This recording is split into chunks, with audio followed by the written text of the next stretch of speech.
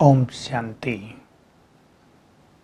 स्वयं भगवान शिव ने इस धरा पर अवतरित होकर महान रुद्र गीता ज्ञान यज्ञ की स्थापना की और इस स्थापना में जिन पवित्र और महान आत्माओं ने अपने जीवन को कुर्बान किया, यानी अपने शरीर रूपी अश्व को सुहा कर दिया, उनमें एक थी दादी जानकी जी, जिन्हें स्वयं ब्रह्मा बाबा जनक कहकर पुकारते थे, क्योंकि वो अधिकतर समय विदेही स्थिति में रहती थी।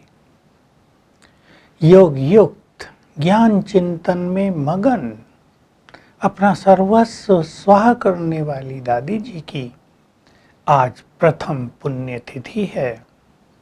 वे ब्रह्मा कुमारी की चीफ रही अनेक वर्ष तक, और उससे पहले उन्होंने विदेशों में ईश्वरीय ज्ञान और राजयोग सिखाने का परचम फैलाया। वे एक ऐसी आत्मा थी जो इंग्लिश न जानते हुए भी अनेक देशों के लोगों को राजयोगी, पवित्र, सात्विक बनाने में सफल रही। अनेक ईश्वरीय वरदान उनके साथ थे, अनेक ईश्वरीय शक्तियां उन्होंने संग्रहित की थी, क्योंकि वो श्रेष्ठ योगिनी थी। मैंने उनको 52 इयर्स तक देखा। मैं देखता था अपने चिंतन में रहने वाली, इधर उधर न देखने वाली, डीप साइलेंस की अनुभूति में रहकर चारों ओर शांति के वाइब्रेशंस फैलाने वाली ये महान आत्मा हमारे बीच में थी।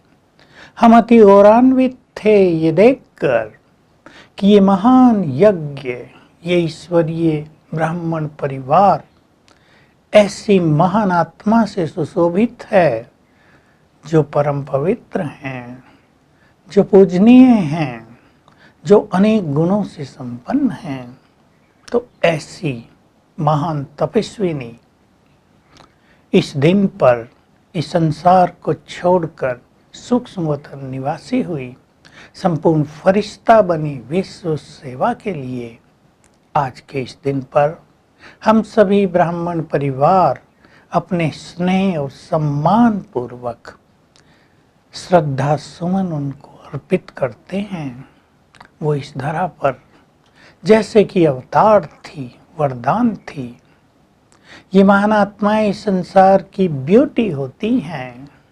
जब वो चलती थी तो चारों ओर सैकड़ों लोग खड़े हो जाते थे उनकी एक नजर पाने के लिए। उनको चलता देख भी लोग प्रेरणा लेते थे कि फरिश्तों की चाल ऐसी होती है।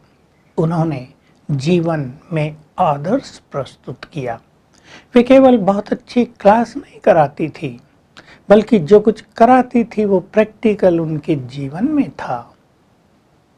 अंतिम एक वर्ष में जब उनकी शारीरिक स्थिति बहुत अच्छी नहीं थी और जब वो क्लास में पहुंचती थी तो बहुत ही पावरफुल रूप से कहती थी कि हमें अभ्यास करना है, मैं कौन, मेरा कौन।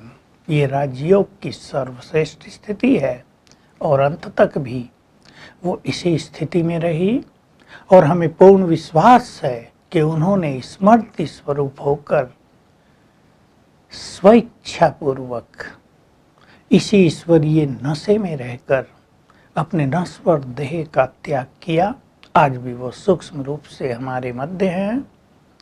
आज की उनकी प्रथम पुण्य तिथि पर मैं अपनी ओर से, हमारे ब्राह्मण परिवार की ओर से उनको बहुत रिगार्ड, स्नेहपूर्वक श्रद्धा सुमन अर्पित करता हूँ।